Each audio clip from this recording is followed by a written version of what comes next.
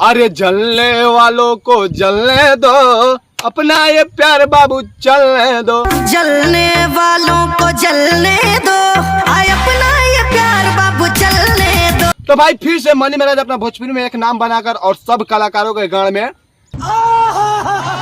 तो भाई मैं कहना चाहता हूँ कि आज के फिलहाल में मनी महाराज एक और न्यू सॉन्ग ला दिए हैं और भोजपुरी में ऐसा ऐसा काम कर रहे हैं कि उनका भी अब अच्छा से नाम हो रहा है। भाई अच्छे अच्छे लोग भी इनको बधाई देने लगे हैं।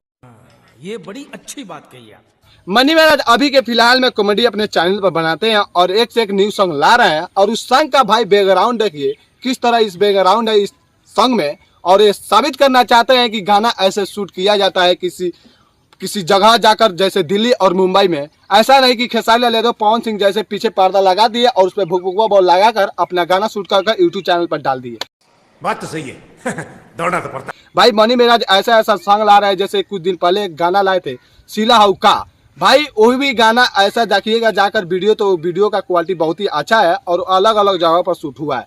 उसी के तरह ये भी गाना है जो अभी के फिलहाल में कल ही आया है और ये गाना ऐसा ऐसा जगह शूट हुआ है जो काफी देखने में मजा आ रहा है और इसका बैकग्राउंड देखने लायक है।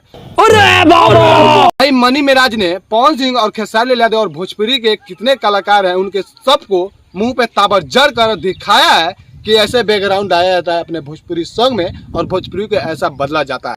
मेरे को जानता नहीं है। हालांकि मनी महाराज अभी कॉमेडी बनाते हैं और फिलहाल में जाकर जियो सिनेमा पर आईपीएल में कमेंट्री किए थे और वो देखकर बहुत ही अच्छा लगा और कितने आदमी को इसको देखकर गाड़ फटा हुआ था। अबे साले।